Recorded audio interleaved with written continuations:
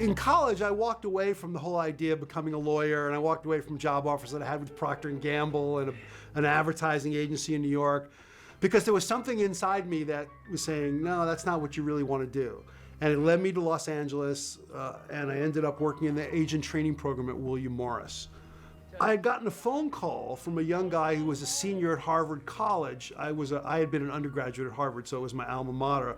And I occasionally would get phone calls from kids interested in the entertainment business that were still in college, and they were able to access my name and phone number and contact details, and they called me often, and I would talk to them, and sometimes they would ask me what the training program was like, or sometimes they'd have a screenplay to sell. And Paul, in this case, Paul Kamey, who was a senior at Harvard at the time, had just written a screenplay called He Sees You When You're Sleeping, and he asked me if he could send it to me, if I'd be willing to read it. So I said, sure, and he told me what it was about, and it was about a killer on the loose in a small town on Christmas Eve, I believe. And I said, well, that sounds interesting, because I always had liked horror growing up. And obviously this was the time of Friday the 13th and Halloween, and I was getting the feeling that I didn't really want to be an agent, that I was really interested in maybe producing. I knew Dennis Whitehead, who was working at a production company, I believe at the time, as a development guy reading screenplays. He had gotten a script from somebody who was part of his Harvard alumni, and it was a pretty bad script, but the kernel of what we wanted to do was there. I don't know, I said, I don't think we want to use the script itself, but there's a one-sentence idea in the script that maybe we can develop. We can develop a whole new Santa killer script around this one-sentence idea. And we wanted to tweak the whole Santa Claus concept, so that's how it came to be. And Dennis jumped on it as well with me, and we got together and formed this partnership. And and Dennis knew Michael Hickey, who was a young client at ICM at the time. He had written a couple of one or two feature screenplays, I believe. I had been to film school at NYU shortly before I moved to LA. So I started writing screenplays, and I was always enthralled to whatever was the most recent Stanley Kubrick movie. As long as he was making movies, I was obsessed with whatever the most recent one was. And of course, in the early 80s, that was The Shining. I thought he was an excellent writer. And so Dennis and I together put $500 out of our own pocket and paid Michael to do a whole new take on a Santa slasher movie. The idea of a Santa Claus slasher movie was not mine, would never have been mine. And if I had thought of it, I wouldn't have thought about it for more than 5 seconds. I just didn't know anything about slasher movies or care. I knew what they were because, a new one came out like every Tuesday. So I understood what the genre was and what the requirements of the genre were. Michael did all the writing. Michael wrote every word of the 30-some-odd page treatment and the various drafts of the treatment. Michael wrote every word of the screenplay and the various drafts of the screenplay. I mean, what Dennis and I did was we had a tremendous amount of input during the development of the story. Michael had very, strong ideas about what he wanted to do with the character. And it was all, pretty much just putting our heads together and, throwing things out and no, that doesn't work. I wrote 80 pages of it and then I stopped. And I think what that 80 pages was about was the whole part of the story from the beginning up till the time that Billy is in his Santa suit and snaps and begins his Christmas Eve rampage. How do you end up with a guy in a Santa Claus suit with an axe killing people on Christmas Eve? So he worked backwards from there, and that's where the origin or the backstory came from, which was little Billy at 5 with his parents going to visit crazy grandpa in the orphanage. Because it's that earlier part, answering the question, how do you get him there, that was most interesting to me, that watching the dominoes fall as Billy is sort of sucked inexorably towards his horrible fate. That was interesting to me, and I thought that's what would be fun and interesting about the movie. You better run for your life! I discovered, for instance, while writing that first draft, that it was a comedy. We had already worked out the story. I had already written this very detailed treatment. But I didn't know how funny, at least to me, it was going to end up being until Billy and his grandpa started talking. And Grandpa, sort of lays out the cosmology of the movie. It's very much like Scatman and Danny in The Shining. Scatman tells you this is the problem with the Overlook Hotel, so from that moment on, both Danny and the audience experience everything through the filter of what Scatman has said. So what Grandpa says, I also want to make it clear, I don't think there are any similarities between Silent Night, Deadly Night, and The Shining, okay? But it just influenced my thinking. So what Grandpa explains to Danny is that he says, Christmas Eve is the scariest damn night of the year. And he says this as I'm typing, and I remember laughing out loud and thinking, this is insane. If you see Santa Claus on Christmas Eve, you better run for your life. It's just inherently a funny concept, I think. So I wanted to, after that, I wanted to make it funny wherever I could without, blowing it. No jokes, no punchlines.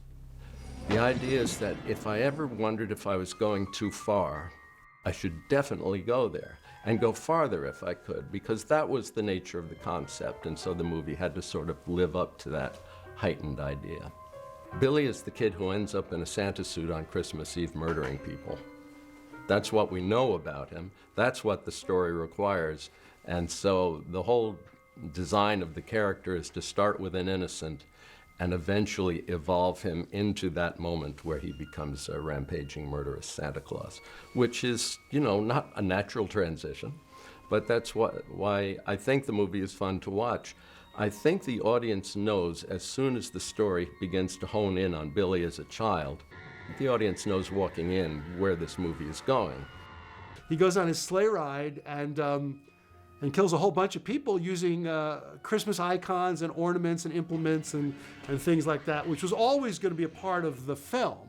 We always saw that there was going to be a killing spree, that would give the slasher audience the red meat. You had to deliver on that. So I wrote really the first two acts to get him there. And the mayhem on Christmas Eve really does write itself. You know what is required. The only twist that I gave it to make it interesting was to try to figure out ways for him to kill people using Christmas-oriented paraphernalia. Not all of them are, and I'm not satisfied with all of them. Within a year later, we had a really good finished screenplay. A polished screenplay called Sleigh Ride. S-L-A-Y-R-I-D-E, one word, and we thought it was an awesome title for a Christmas-themed slasher movie. So how were we now going to get the money to make the movie? We didn't just need $37,500 anymore. We needed $500,000 to $1 million, to make our little slasher movie. I don't think we had shopped it around to more than one or two people at the time. The first person I really remember me taking it to, because I knew he was interested in producing, was Ira Barmack, who was an agent at the time at ICM, where my brother also was an agent. He had a deal to produce a movie, a low-budget picture at a new company, brand new company, called TriStar. TriStar had just been formed, and Ira knew the president of TriStar, Gary Hendler. I didn't know any of these people. I knew Dennis, I knew Michael, but I didn't know Gary Hendler, the president of TriStar. Ira did. And Ira read Sleigh Ride and loved it. Time to get shit-faced! Because TriStar was, again, a new studio looking for its own slasher franchise. There weren't too many holidays left to exploit in the slasher genre. So TriStar said, yeah, Sleigh Ride, Christmas. This will be our franchise.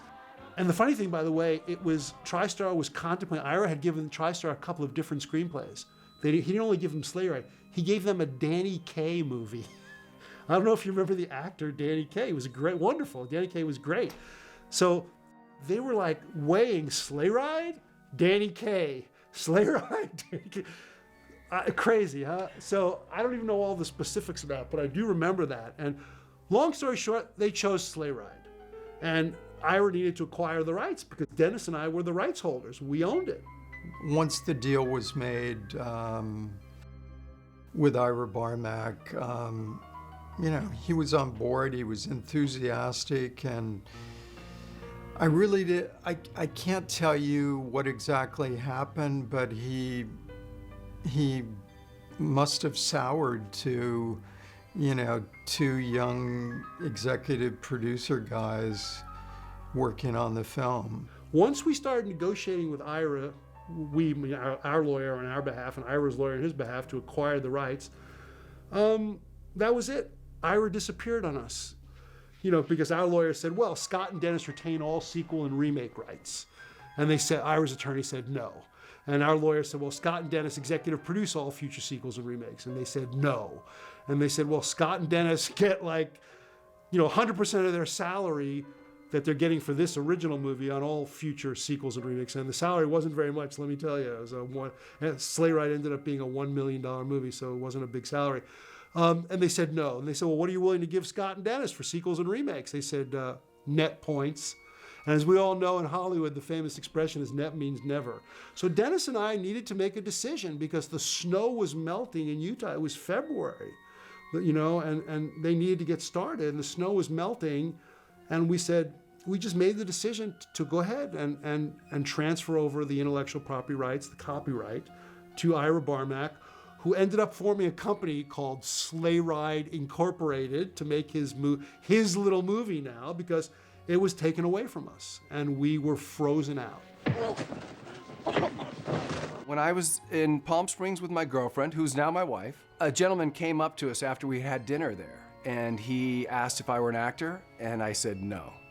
And he then proceeded to tell me that I could be one because he had observed my behavior all night long, which I found very strange.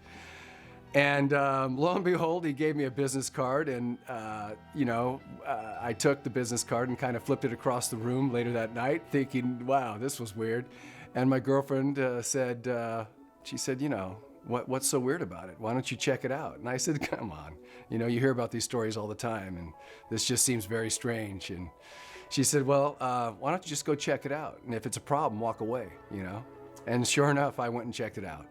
And in a very short period of time, I was in the casting office of Stanzi Stokes. Stanzi said a lot of the folks coming in were playing this as like a menacing killer. And she said, just be you. And that's what we're looking for. So I did my best me. And I guess that was enough.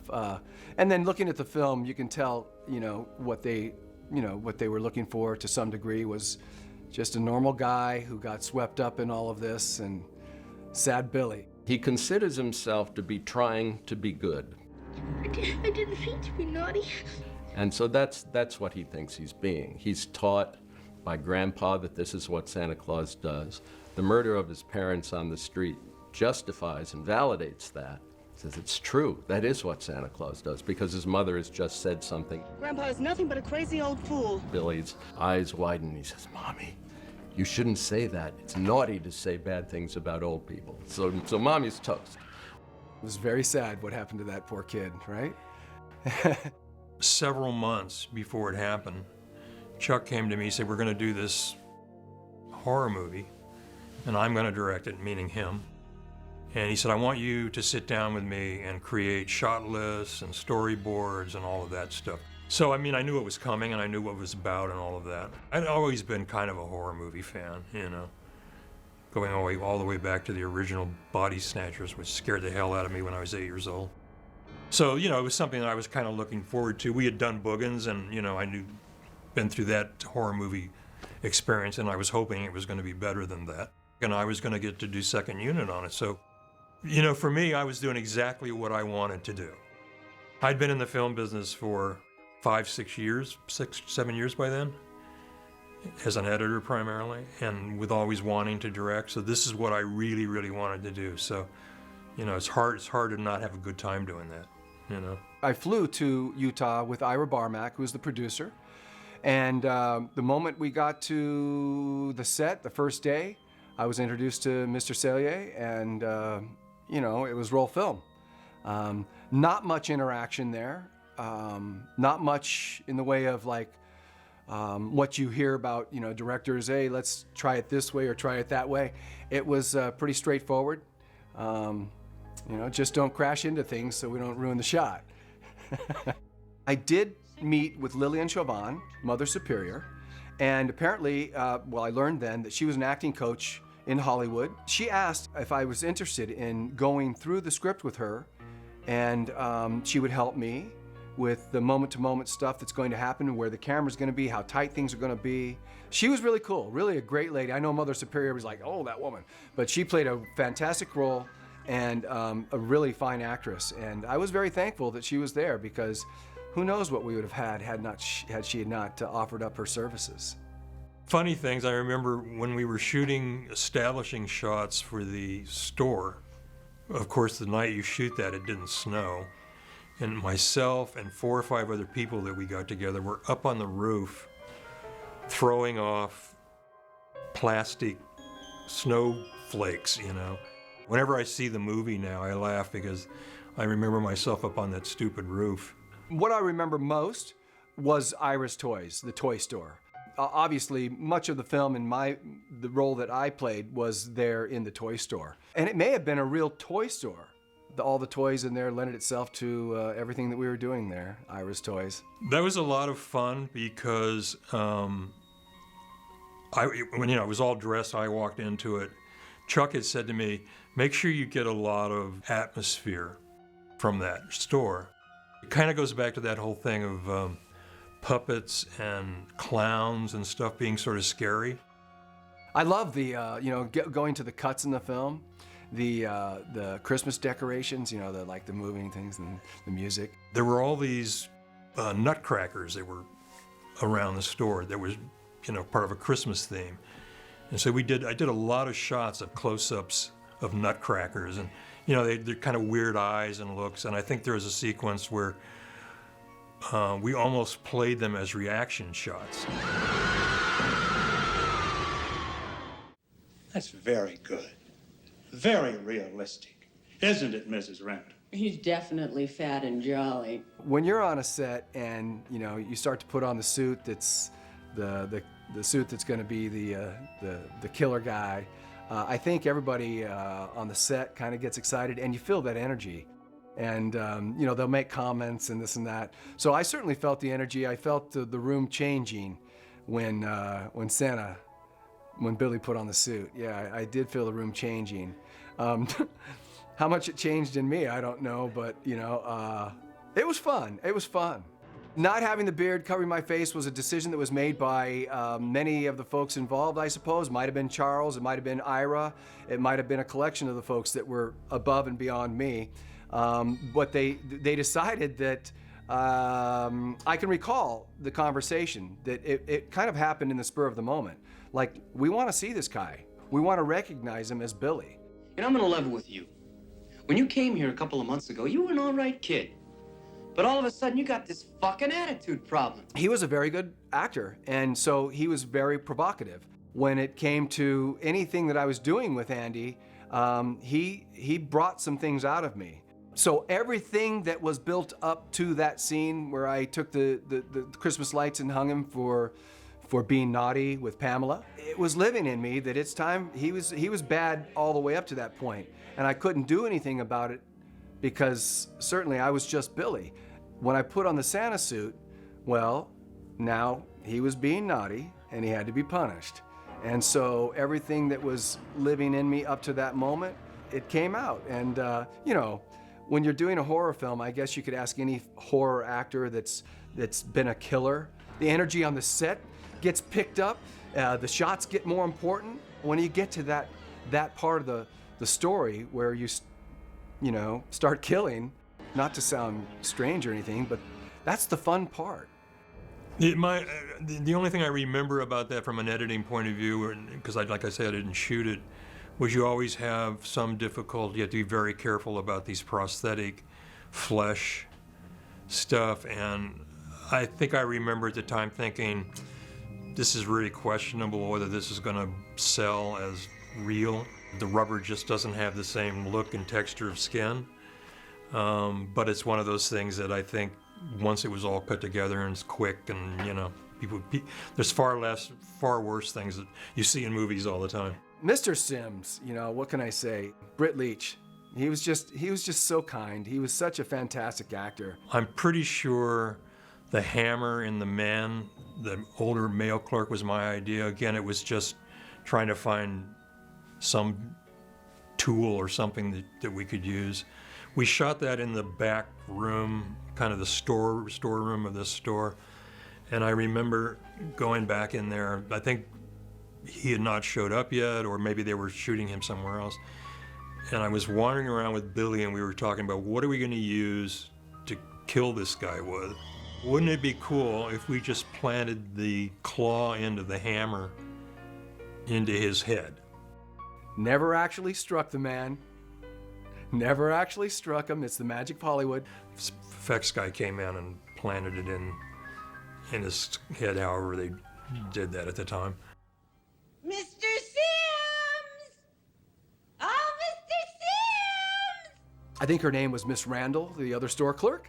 She comes in, and then we cut to Sims laying there in the group of boxes with the hammer implanted in his head. So I learned a lot about Hollywood. I learned a lot about camera shots and close-ups, and to get this and to move it from here to there and leave it in the imagination of the viewers that what has happened has happened.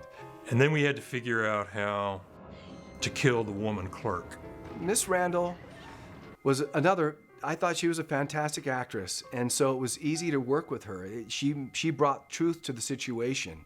And so when that happens, it helps me to behave in that manner and behave more under the imaginary circumstances, She was very real and very funny. But in tracking her down in the store, that was my favorite. Sounds weird. That was my favorite kill. The others were, just like kind of happened quickly. I saw what was happening with Andy. I saw what was happening with Pamela. Mr. Leach came into the store, whack, whack, whack. Miss Randall, I had to walk through the store very carefully. And, I recited some Christmas. I think it's, all through the house. Not even a mouse. And so that was fun, With the arrow, I think we probably had somebody that had to, put a thing on her so the arrow was stuck in her chest. I tagged her, That was my favorite scene, just because it took a little bit more of a chase, I missed out on a couple shots. The others I got on the first shot. She challenged me a little bit. What I remember first off was breaking through the door with the axe. Again, these are the fun things for myself, when it comes to that type of film. This was fun, to crush through anyone. I mean, I don't know, when you're a kid and you're playing make-believe, if you could literally crash through a door like Superman or something, how cool would that be, right? The stuntman was there in case I couldn't or didn't want to do something. And they would always ask if I was comfortable doing the scene. When he tossed the axe, and stuck in the wall, that was not me. That would have taken probably 40 cuts.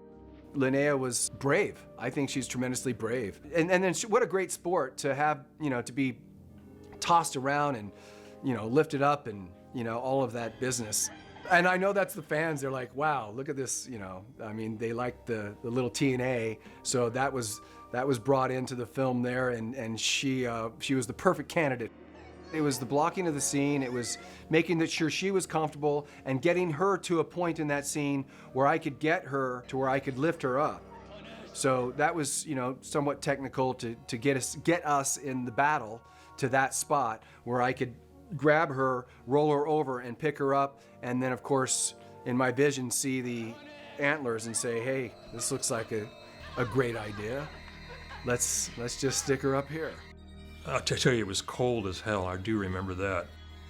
These were the scenes that when you start looking through the script, you're going, oh, wow, that's going to be crazy. I wonder how they're going to do it. I can't concentrate with that racket. Hold on. He was a very strong young fella. And so we really did have to work to get that to where it looked like I could finally overpower him. Because, we worked kind of almost in reality, as opposed to blocking this thing and kind of going through the motions. we worked really hard at bringing truth to that. So the struggle was real. I really had to work my butt off to get control of that situation. Tossing him out the window and all of that stuff, I think that might have been the stuntman and the special effects. Yeah, a stunt performer going out the window. There was probably, I don't remember, probably a cutaway to inside, maybe her hanging. And then we went back outside and I did a dolly shot on him laying there, and it was 4 o'clock in the morning and it was like numbing cold. How about the one where, where the little girl comes up and asks Santa if she's gonna get a gift, right? You haven't done anything naughty. And he thought he was doing a great job. He was doing what his grandfather said. Only good children get presents at Christmas. And if you've been naughty even once, you're gonna get punished. And this little girl convinced me in that moment, that wild moment, that she was good all year. And I did good. I gave her a little gift, a box cutting knife with blood all over it. Wow. It was scripted the way it was edited and shot, and we just tried to milk it for the best we could get out of it. Look at this hill. Virgin, man. I directed, I think there was a dialogue scene that Chuck did on the hilltop, and then he went away, and I directed them actually coming down the hill on the sleds, Santa stepping out and again whacking them. I think that was the axe again, if I remember correctly. I had to step out of the bushes or behind some trees, and it was somewhat highly technical because what was going on was Henning, the director of photographer, he was literally coming down on the sled with a handheld camera, right? So we could get that shot. He's coming down on the sled, and I had to come in right across the top of the camera. That's very Christmassy to me. It just spells Christmas. By the way, wasn't a real axe. It had a rubber head on it. So although had I cracked the lens or cracked him with it, it would have left a mark. It's a scene that always gets a laugh. And that's ultimately what I was after most of the time. I think it was like a one-shot thing, one swing out of the park, home run. My favorite one was the deputy sheriff who goes down into the heating room. In the script, he hears like a jingling sound from the adjoining woods, and he goes to investigate. He walks slowly into the woods, and it's short. The whole thing should have taken 15 seconds. It's just hide, wait, look around the corner, look again, bring the axe. And the idea was not that scene being important in itself, but just to establish that the kids and the nuns in the orphanage are now unprotected, and Billy has arrived.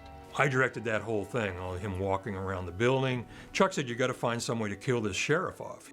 This old building that they were using for the orphanage just sat out in the middle of this big snowy field, so there really wasn't, that, I can have the sheriff go around a corner and he's waiting for him. And myself and my cameraman, Billy Dixon, found this underground heating unit for the building. I guess they thought it was irresistible. They had to use it. So now Officer Barnes goes down into this underground room. Really old, creaky wooden floors, creepy inside. It just seemed like a perfect place for a horror movie. And he walks around, and he walks around. And this is at a part of the movie, we're like in the stretch now. We should be galloping toward the confrontation between Billy and the Mother Superior. And instead we're underground walking around with Officer Barnes for what, to me, plays like about 15 or 20 minutes. It was a cool place. I mean, you could not have hardly asked for a better building for a location, especially, a practical location. It's gorgeous. And they thought it was suspenseful because obviously the audience knows he's going to get whacked, and so we're supposedly, on the edge of our seats, but you can't because nothing is happening. That was a fun scene because it really was a scene that we got to do kind of all on our own. I had a good time with that. I do think that the movie regains its footing after that because Billy is there and he walks in and, he's about to decapitate the Mother Superior in her wheelchair, I might add. This is an example of if you can go too far, go there. I do believe that was my last scene, and so it was appropriate that it was time for me to go. Looking at the film, you kind of go, wow, you know, gosh, all these children just witnessed another Santa getting shot. How traumatized are these children going to be when they grow up? The last thing that Billy does, the very end of the movie, after he's been shot, he's laying on the ground, the gunshot has sort of blasted the Santa Claus out of him. He no longer thinks he's Santa Claus, and the last thing he does is to reassure the children. Santa Claus is gone. And then he dies. And it shows you that he's still just trying to be good. To me, it's very poignant. I do wish that that Billy wouldn't have, they wouldn't have killed him there in that last scene. You know, like the other horror characters, they somehow escape that and get to continue on punishing those who are bad, naughty, I should say. The interesting thing was I did not start as the editor. I think he felt that I was going to be too busy as second unit director to cut concurrently, so to cut while they were shooting. He brought this editor in from Los Angeles. I don't, like I said, I don't remember his name.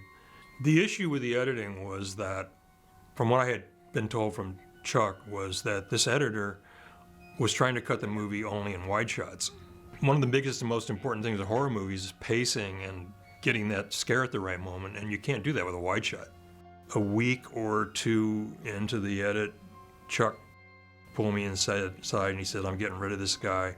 He doesn't work. You're going to have to cut it." I believe my longtime assistant was the assistant for this guy, so he knew the footage. I told him, I said, just start taking everything apart. I don't want to see his cut at all. I ended up cutting the whole thing over from scratch. Once it was locked, there were no changes. Nobody did anything to it, and it went off to sound and music. I mean, back in the old days in Sun Classics, he had a whole sound department. I was moving out of the pop rock record arranging area and, and more interested in film and television and all of that. And this was a great opportunity. When I look back at the film, some of those cuts to the Christmas decorations in the store and the music was just fantastic, yeah. I was expected to write some wild music, and I didn't get a chance. I was very busy in the pop rock field, and I didn't get a chance to do that kind of stuff. The 12-tone, atonal genre, and so I was tickled to get the movie. And my friend Morgan Ames, who wrote all those straight-ahead Christmas songs. The warm side of the door. She's the one that got me the job. The editing is very good. I think the score works when it really needs to, like in The Murder of Billy's Parents. It's just bum, bum, bum. It pounds you in the chest. It's part of what I think makes that scene so disturbing. I was a good listener to the record producers. I'd listen to what they'd say, and a lot of times the producers would sort of be babbling incoherently about what they wanted what the arrangement was supposed to be.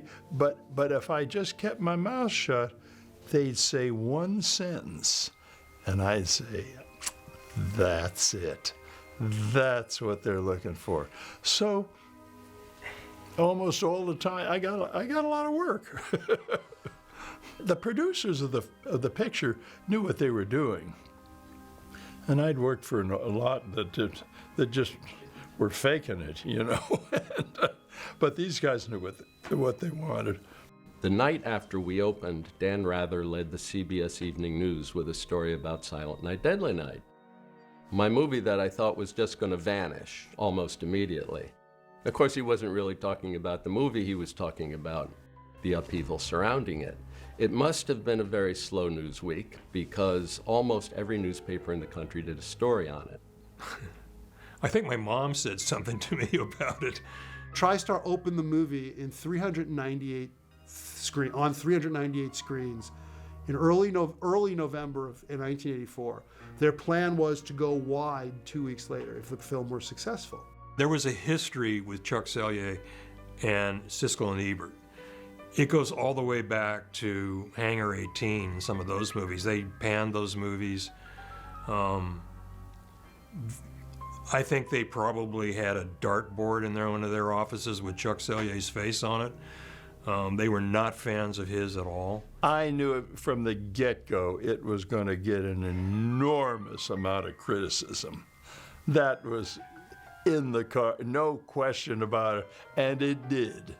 I mean, you couldn't have planned it any better. People wanted to see, well, what is this that I'm not allowed to see? At least our audience felt that way.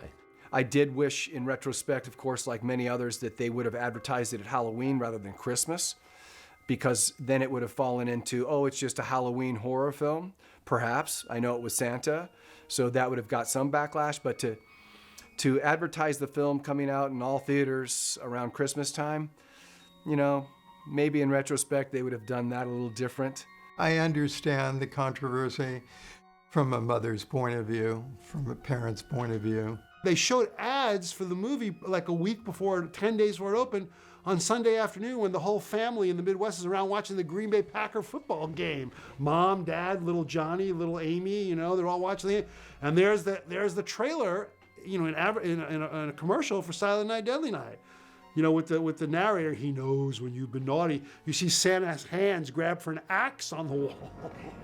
As soon as it hit the theaters, you know, the controversy began. You know, TriStar bought commercial time during Saturday afternoon football games. You know, parents already had it with Friday the 13th, 1, 2, whatever, Halloween, My Bloody Valentine, all the graduation day. And now, oh my God, it's nothing sacred. Now they're taking Santa and turning him into a killer. Today, people would just go, you know, that's nothing. People magazine did a story on it. The Sunday LA Times calendar did a story. Lots of radio and print interviews. And I can see where the mothers looking at that scene went, you know, come on, guys. Siskel and Ebert, thumbs down, right? Look, Billy, Mother Superior only wants what's best for you. I have strong feelings about the Siskel and Ebert review. I liked them. I respected their opinions. I watched their show every week, and I was watching that week when they did Silent Night, Deadly Night. Like most of the negative critics, they really took it much too seriously and didn't seem to acknowledge that the movie was certainly not made for intellectual, effete, big city movie critics.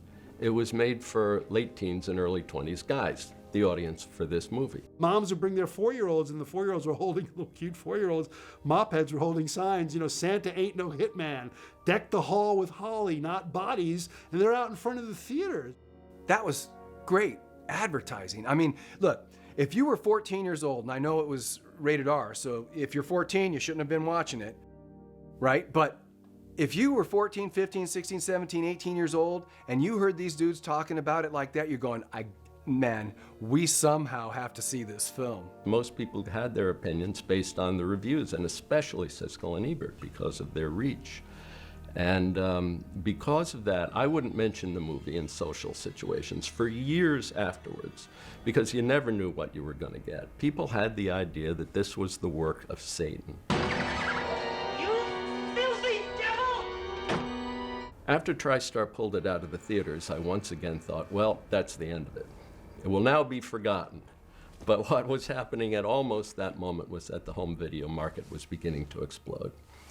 And so it had a chance to reach its audience, and a better chance than it would have without the protests, because it was immediately, and has forever since, been marketed as the movie they didn't want you to see. The movie's so terrifying that it had to be withdrawn from theaters. Well, I mean, that wasn't really the issue, but it's a great advertising line. And so it's had a great life in home video, and to my amazement, continues to. And the fans that watched it then, 30 years ago, 32 years ago, they come up to me now, and that's exactly what they say. They say, Siskel and Ebert, blah, blah, blah. They go, that was great. That just made us want to watch it more. So many people now got to see the movie over the next 8 years in the live deal on VHS and then ultimately on DVD. So it got a whole new follow. Well, it got a huge cult following because these people were finally exposed to the film, and tons of people, it's become their favorite Christmas movie. I think it's a good story. You can watch it. You don't have to watch it. You can watch it for its entertainment value. When I went to the Egyptian to see it there, they showed Silent Night, Deadly Night, and then another horror movie afterwards. And in between, I went into the men's room, and there was a bunch of people in there, and these two guys ran into each other who were friends, one of whom had seen Silent Night, Deadly Night, and the other one had just showed up for the other movie. And the one who just showed up asked his friend, so how was it? And I thought, uh-oh, I'm gonna have to hear this. Another review. And the guy said, oh, it's a lot of fun. And I thought, well, that's the perfect review. That's all we ever expected it or wanted it to be, was a lot of fun. That's one of the reasons I think why it makes a great midnight movie now, all these years later, because the moments that are really riveting, the death of Billy's parents in the beginning by the high-waist man Santa, the scene with Grandpa in the mental hospital, Billy's transformation into the killer Santa in the toy store scene, those things are actually really, really well done. I loved the movie. I mean, I thought it was all up there on the screen. Everything we had worked on in story meetings, Scott and Michael and I, yeah, it was all there. For me, it went away, and I never really thought about it again. And then, I don't know, 20 years later, 25 years later, somebody said to me, they're screening Silent Night, Deadly Night at the New Beverly, and the line stretched around the block. Sitting amongst the crowd watching that film, I gained a new appreciation for it because the parts that were strange to me, watching it just at home without an audience, were hilarious amongst the crowd. So with that, I gained this new appreciation for it, and the way that the folks, the film fans see it. When the credits came up, these people started hooping and hollering and yelling. I just couldn't believe it. It just floored me. I had no idea.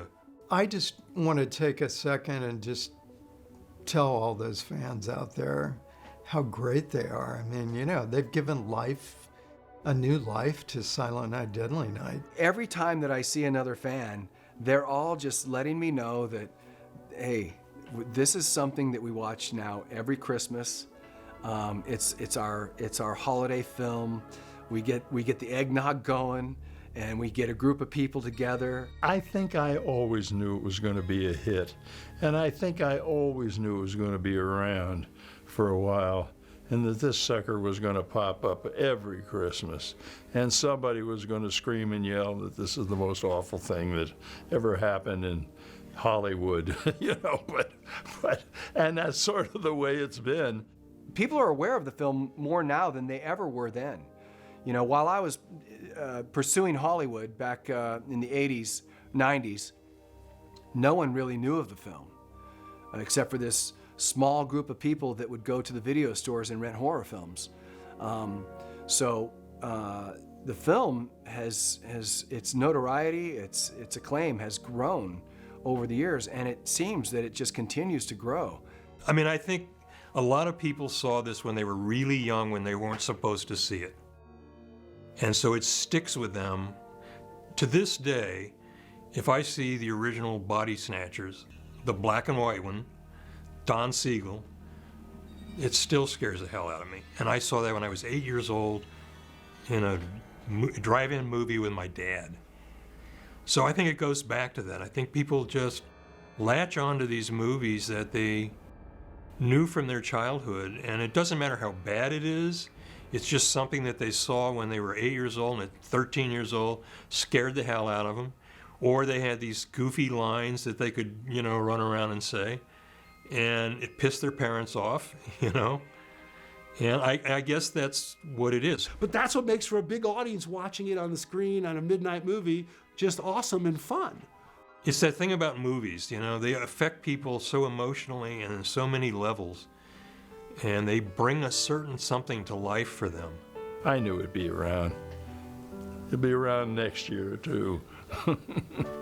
I've been a long time running.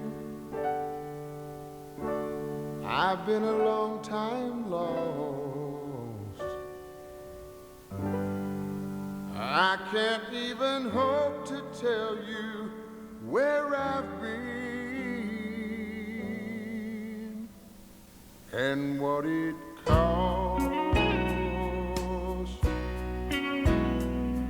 I'm looking for the warm side of the door where the fire's bright and it's burning every night.